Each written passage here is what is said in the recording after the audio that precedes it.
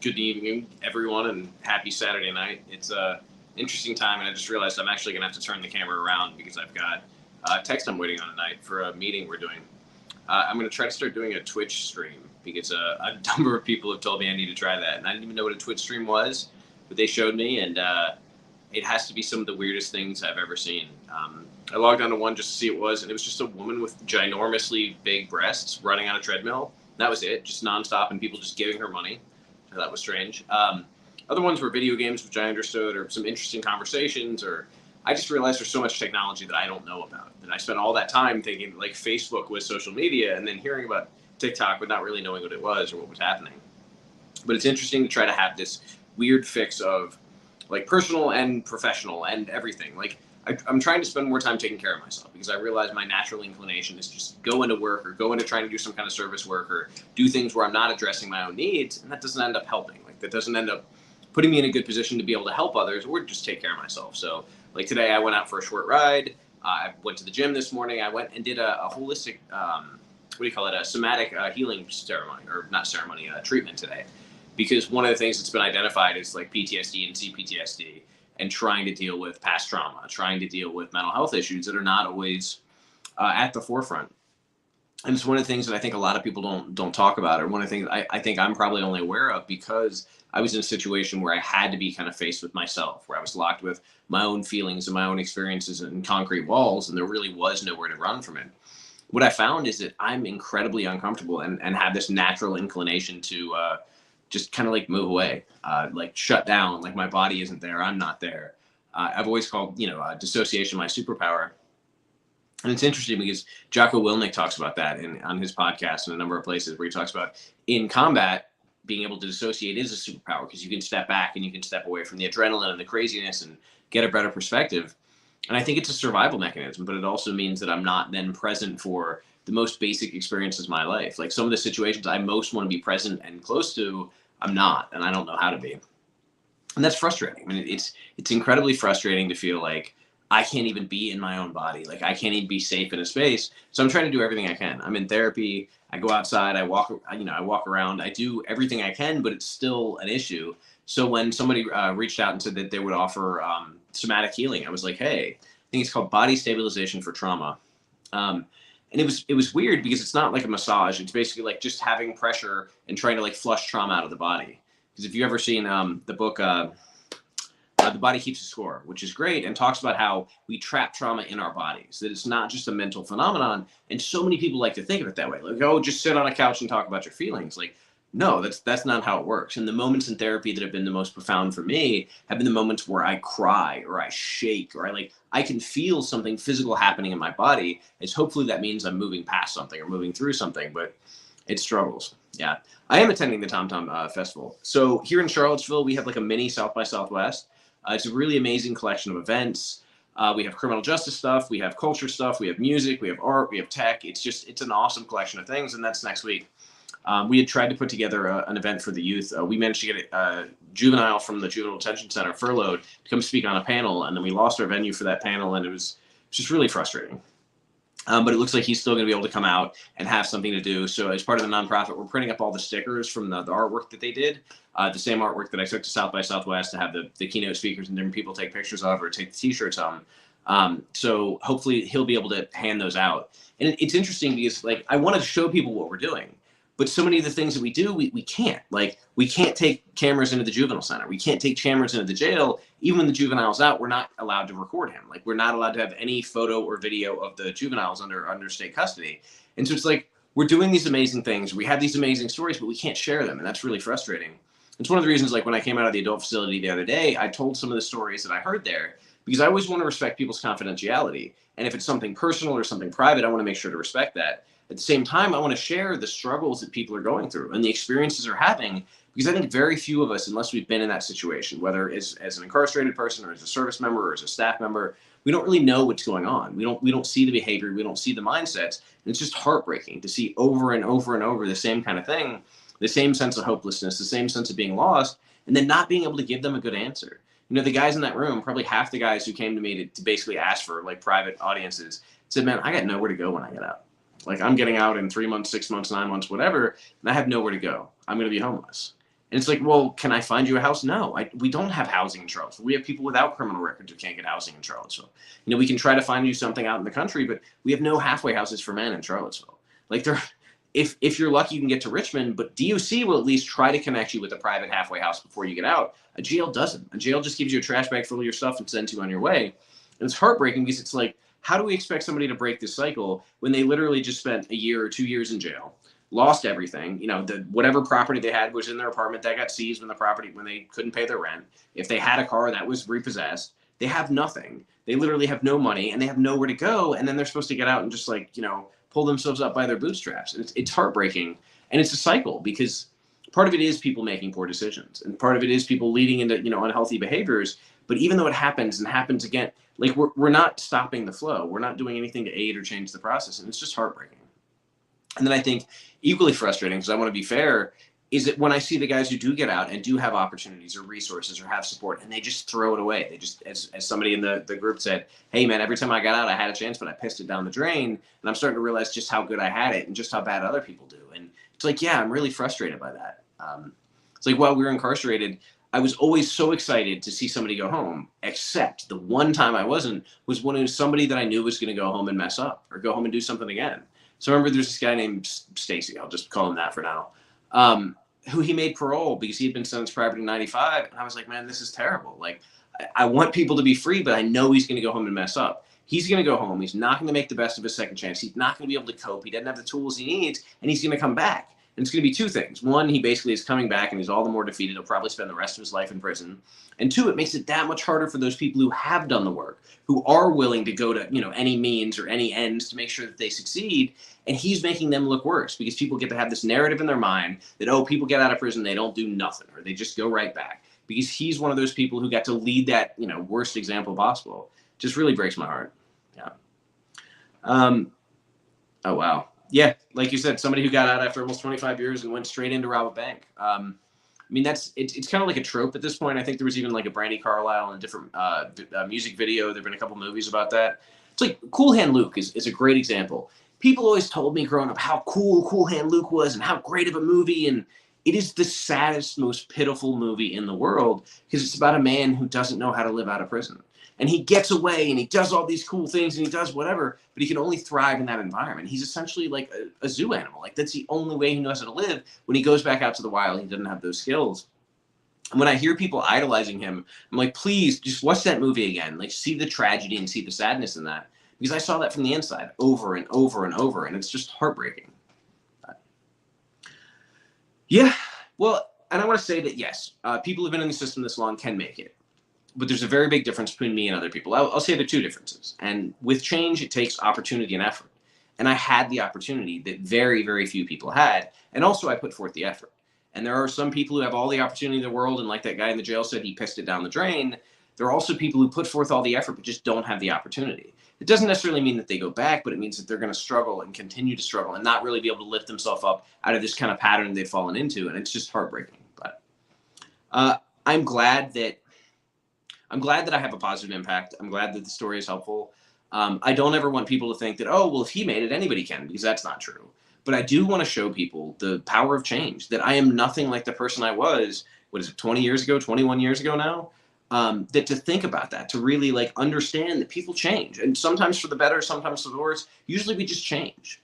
And what I find is it's the habits that we have or the lives that we live that make the difference. And people think it's just that one big decision. And sometimes it is. Like you can go to prison for the rest of your life for one bad decision. But for the change for good, it takes a daily habit. It's the things you do minute by minute, hour by hour, day by day. So for me, they're things like gratitude or like a mindfulness practice. They're service work. They're making sure I'm connected to community. They're making sure I treat my mind, you know, my body, my kind of spirit, I guess. By working on all those things, it's really important to me. Somebody says, do I have to be sober on parole? So I have a big thing in my life. And I actually had a recent experience that kind of like reiterated this.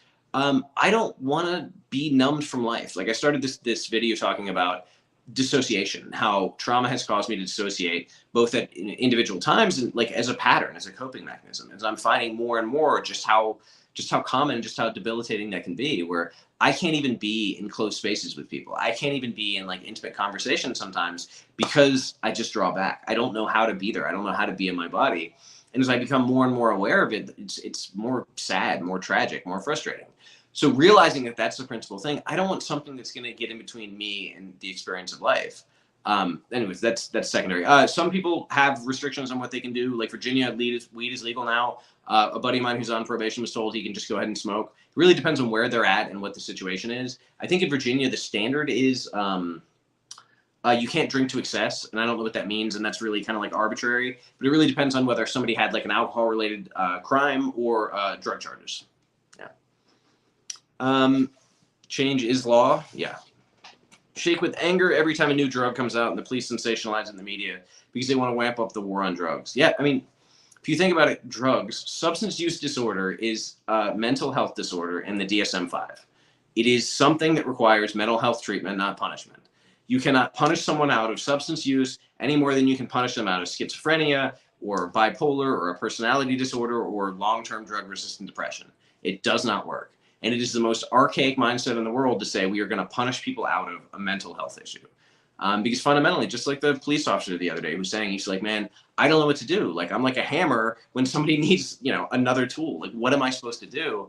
He talked about how hard it is to where he will literally ask people sometimes like, hey, do you want me to take you to jail? Like, we can make sure you don't like have any charges stick, but like, I've got nowhere for you to go. There's a 3 to 6 month waiting list for a shelter. You're not going to be able to get a bed. You're not going to have somewhere safe to sleep tonight. Like, do you want me to take you to jail? Because that's the only thing I have to offer. And that's horrendous that we live in a society where that's the case. And that's not even just about criminal justice. That's about a lack of access to mental health care, a lack of access to services. I mean, again, we had somebody who was on the brink of a crisis. Like, we were concerned was going to harm himself. And it was a 3-month wait for him to be able to see a mental health professional because he didn't have hundreds of dollars to pay out of pocket. It blows my mind that that's the system. And then we wonder why people crack up or people have the like falling down moment or people go back to jail or go back to prison. It's really frustrating.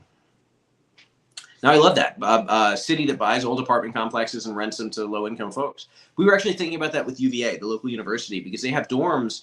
And in the summer, very few of the kids are in school. Like, there are some summer classes, but most people go back home and then come for the fall. We were wondering if we'd use like the UVA dorms as transitional housing. Now, UVA is a giant institution with their own interest. I'm not sure that they would go for that, but I think it's worth at least having that discussion. It's definitely something that I want to look at. You had to release offender with a bus ticket to send them home. Wow. Yeah, I mean, that was the thing. It used to break my heart is to watch people get taken to the bus station. Like, when I went to go pick my buddy Graham up last July, I went with his family. We met him at the gate, and he was the only one getting a ride because everybody else that was released that day, there were 3 guys, was going to the bus station. And they were going to take a bus back to the city they were from, and they would have a voucher for a hotel room for a week, and then that was it. No, I think actually one of the 2, I take it back. He was lucky he got into a halfway house. But otherwise, I mean, like I said, we have 100 to 200 people in Virginia getting out every month from prison and going to be homeless because there aren't enough halfway house beds. Because we have no state-run halfway houses, and they only contract with private halfway houses. And again, there aren't enough beds. It's heartbreaking. It's really and really heartbreaking. Yeah, and somebody says the only way to avoid being an addict is to stay away from it. What I found is that even if you're like, I know a lot of sober people in the world, but who don't live sober lives. And, my dad used to call it either being a dry drunk or like being in your addiction. And it's found that, if you're an alcoholic or you're a cocaine addict or you're whatever, to me, what I see is there's a hole that you are trying to fill with everything you can possibly find. And there may be one substance that like fits that hole a little bit better, but you're still never going to find anything that will really fill it. And what I found was that I had to fill it, as crazy as it sounds, like with caring for myself, with self-love. But that if I'm not treating the issue, if I'm not getting to the bottom of the trauma, if I'm not willing to go to therapy and go to somatic healing, go to anything and everything I can, well, there's still going to be a hole and I'm still going to try to fill it. So even if I'm not doing drugs, I might be drinking too much coffee or trying to have too much sex or eating too much food, or there's always going to be something I'm trying to do to fill it. And I know a lot of people who got sober and became like gym addicts. And yeah, exercise is great, but when you're exercising 4 hours a day and you are micromanaging your diet and you have no joy in your life and you are constant anxiety, like that's not a good place to be. That is just as much an addiction and a problem. So I think that, yeah, staying away from drugs, especially if there's a family history or there's someone who's prone to it, it's huge. But eventually we have to get down to the core of that trauma. And what I found and what really just scares me is that most people don't want to do that work. Most people don't want to dive into the deep and the uncomfortable. And it takes some really painful thing to where we get to the point where we're like, you know what, this hurts so bad, I'm willing to do anything I can to do something differently. And I think that's an important moment. So to get involved, to try to make a difference with criminal justice. I mean, So the big picture is that policy doesn't change until culture changes. And culture changes by people talking about it, by the way we refer to people, by the terms we use, by saying incarcerated person rather than prisoner, by saying formerly incarcerated person versus ex-con. The conversations we have in the videos I share. I mean, I shared a video of a man who was literally eaten while he was alive by bed bugs and then died of unknown causes. Somebody was saying that bed bugs can cause people to go into anaphylaxis and die. Like horrendous conditions that we allow to exist and say, oh, well, that's just the cost of punishment. Like when I posted that video, some of the comments like, well, don't do the crime if you can't do the time. Like, first of all, he hadn't been convicted of anything. Second of all, like he literally died before he could do the time. Like we're allowing ourselves to exist in a world where incredibly inhumane things happen. Now, largely speaking, I think it just comes down to the issue. Like, who do you vote for? Do you talk to your delegate or your senator? Do you talk to the people that represent you locally? Do you speak out for the importance of this? Like here in our community, we have a massive jail expansion, a $50 million jail expansion with interest. It's going to be like $73 million. And that's money that isn't going to social services or groups that need it. And there are a lot of concerns. Like there are going to be 30 single cell, basically solitary confinement cells in that jail that are for mental health. Well, when you're sticking people in solitary confinement for mental health, like that is not mental health. That's an issue. And I think there are a lot of concerns. That being said, the conditions in the jail are horrendous. So I understand why people want to revamp it. And I think there's some middle ground. I'm not one of those people who's completely on one side or the other. I would love to see a world in which we could be abolitionist and we could shut down prisons, but I also know that we're not there yet and that we have a long way to go before we get there. So I think it's just getting involved in an issue and having difficult and uncomfortable conversations. Like, hey, how do we talk about this? Let's talk about stuff that's really not fun to talk about. Let's have an interaction that's really human and important and valuable. And yeah, I also say, you know, Brian Stevenson, when he was speaking a couple weeks ago, said the way we learn and the way we teach is proximity. That it's really easy to say, hey, from over here, I have a lot of thoughts about this thing over here. But unless we're willing to get over there, unless we're willing to get in the communities that most need the help, unless we're willing to go into the jails or into the juvenile centers as volunteers, unless we're willing to help in the way that we can, we don't have that proximity. We're not really there to interact with or share or learn from those environments. And it doesn't mean that everybody has to go inside. Sometimes it's, you know, for the nonprofit, we're putting together a Rolodex of mentors or volunteers or people that can give maybe a few hours a month to answer questions. So somebody who's got a business degree can say, hey, I will help teach financial literacy 4 or 5 hours a week. 4 or 5 hours a month. So we can send people to them to put together business plans or to help look at their budget or how they're doing things. And that's a tool that will allow them to succeed and move forward. That is a direct service that someone has provided with 4 or 5 hours out of the month. And I think things like that are really where it is. It like starts with community, it starts with proximity, and then advocacy is a big thing. Yeah, who's advocating for who, but you know, when I went down to the Right to Vote rally in Richmond on Tuesday, I was on, you know, I went to the campaign party because they're not allowed to raise money during session, but it was the day before session so they could raise money. And there was a lobbyist there who makes $900,000 a year. Like, that's what he makes. I can't imagine what he pumps into the politician's pocket. So I know it's a very different thing, but I think it does have to be a constant engagement and about proximity, and then also about balancing self-care so we don't burn ourselves out, because I've definitely done that. How y'all doing? Money goes into DPP. Yeah, solitary isn't supposed to help people. The idea is, it's like what they say with the kids. It's more humane to keep people in a single cell than it is a double cell. And as long as people are coming out of that cell, that's absolutely true. You get to like have a room like you do in the world. But when you have staff shortages and you might be in that cell for 3 or 4 days straight, several weeks in a row, or several weeks out of the month, like you've essentially just put somebody in a solitary confinement cell. You're not actually holding them at a place where they're being treated better. You're just keeping them separate in a way because you don't want to deal with the problem. But have I thought about perusing social work versus criminal justice? Yeah, so my bachelor's degree is in psychology, and I've looked at master's social work programs, master's in counseling programs. I've even looked at doctoral programs.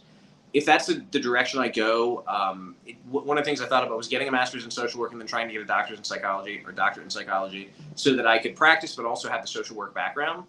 But the reality is, I talked to a bunch of people who went through like the premier local social work program, and they said they learned more in a 2-week training after they got their degree than they did the entire, 2 years of their master's. So I think a lot of times the educations are all about certifications and not about actual learning. And that if I want to do the work, I would be better served to just get the training, because the only thing the formal education really does is remove a barrier to entry, like get me into a new position. But if it doesn't do that, it doesn't really make sense. So unless I want to go into a place where I'm practicing in an institution, where I'm practicing and designing programs that are going to be evidence-based and essentially put in by some institutional capacity in prisons and schools and whatever, I'm not sure there's a benefit of going back to school. But yeah, it is something that I've thought about. It is something that I look at. I just have so much crazy stuff going on. I can't imagine what I'm going to be doing in 2 weeks, no less, 2 months or 2 years. But the guards where I was, it depended. I usually say it was about like 5, 90, and 5. There were 5% who were just acted really horrible. They were selfish and nasty and cruel and sadistic, and 90% were just people there trying to earn a paycheck. And they didn't have necessarily any better coping mechanisms. And they would lose their temper, or they would do really kind things, and they would do whatever. They were just people. They were just people getting a paycheck who didn't care and weren't there to punish, but probably weren't really there to help either. And then you had that 5% who really cared and showed up and went above and beyond and were just human and real and genuine and validated people in a way that others couldn't. So you had the best of the best and the worst of the worst and a lot of people in the middle. I do not get my gun rights back. Yeah, like somebody says, the guards get burned out too. I mean, being a staff member in a prison is not a pleasant experience. Being a staff member in jail is not a pleasant experience. You know, I just did a couple stories about horrendous deaths that occurred in jails. And I also know at the same time that those staff were not trained properly, that they weren't adequately resourced, that if it's like anywhere else in the country, they were overworked and they were underpaid and they were probably called in shift after shift because they didn't have the staff to fill the institution. And so they're not resourced and not given what they need. At the same time, it's horrendous to literally watch someone lay there and die covered in their own feces for days. Like, there's some things that I think you don't need training to see as horrendous. But I get it. People get burned out. They just lose the capacity to care anymore. And I think that's what happens. And I think it also happens to people who are incarcerated. It happens to staff. It happens to people in institutional settings. It happens to teachers. I know some people who went into teaching because they were passionate about it. And when I talk to them, they don't have any love of it. They don't seem to care about the kids. They don't seem to care. They seem to have lost that. Like, I think when you crusade and when you care about something so much that you like love it, it can burn you out and it can just turn you into kind of the worst version of yourself. Yeah. Compassion fatigue. Yeah, exactly. Healthcare and medical care in prison is not a great experience, obviously, but it really depends on where you went. Different prisons have different, like each prison I was at had a doctor. They were supposed to have a dentist, but we had this major lawsuit where a bunch of women died in the women's facility because of a denial of medical care. They basically shifted all the resources there, and like we didn't have a dentist or an on-call dentist at Buckingham for 5 years. They had somebody that they would bring in from another institution on a rotating basis, like once a month, to do emergency cavities or something like that. But when I first got to Nottoway and then Buckingham, we had the same dentist who was there. He was 2 weeks one place, 2 weeks the other, but he would at least be there for 2 weeks out of the month, and he was amazing. Like he would go above and beyond to get my tooth fixed. He would treat everyone like a person. He would ask them their first name. Like, he was just an incredible person. We had one doctor like that over the 19 years. He was a former military doctor who used to argue for everybody. He's like, look, this is BS. Like, you need good medical care. Like, this is not okay. And then when I went to Coffeewood, actually, they had hired an extra doctor because of COVID. We're trying to figure out what to do. And same thing, I loved her, but they didn't renew her contract because if somebody was injured, she would order an MRI and say, hey, his knee's messed up. We need to find out what's wrong. And they'd be like, no, we're not paying for that. And so she would get into these fights with DOC and with the insurance companies about actually giving people medical care, actually giving people the medication they need, actually sending them to the hospital. But the vast majority of people didn't, or they were people that didn't really care or weren't really qualified to be anywhere else, or had, like somebody said, compassion fatigue. It was totally just a difficult thing. Yeah, I like that. Somebody says we realized how deep the problem is, so we give up. And yeah, there are a lot of days. I did a video last week. It was like a Wednesday morning, and I got up and I was like, man, I'm ready to just say F all this and like go be an electrician and not because I felt so hopeless, because it was one more kid who went back out, and I don't want to get into specifics, like was involved in violence, or one more person that was lost, or one more guy that relapsed and is now back in jail. And it's just like, it feels hopeless. And I realize that's not fair, because I need to look at the success stories as well as, you know, the guys who go back, because there are people who are out here doing well. You know, I got to go spend Easter with my buddy Graham. Like, he's been out since last July. I've spent time with him and his family, and we get to do things in the free world, eat cereal and go ride motorcycles and like be free people. And that's incredible. And so I try to look at the positive rather than just the negative. But I realize a lot of times it's like, it feels like this, like here's the positive and here's the negative. And it's like, God, it's such a hill to climb. But yeah, we just got to keep trying, because the reality is if we give up and we don't keep trying, we don't keep doing, it just doesn't work. Because somebody's got to show up and somebody's got to do it. Yeah, Buckingham is so almost all the prisons in Virginia are named for the counties, and we either have Native American names or we have English names for whatever reason because of Virginia. So I will look up the starfish story, but for now, I'm going to go. I actually have a text. I got to do a training tonight, and I can't see because I have my phone turned around. So hopefully we'll find out if I have a training. And I hope you guys have a wonderful night. I just wanted to check in and say happy Saturday. Thank you for being here. Thank you for being home. And thank you for making good decisions.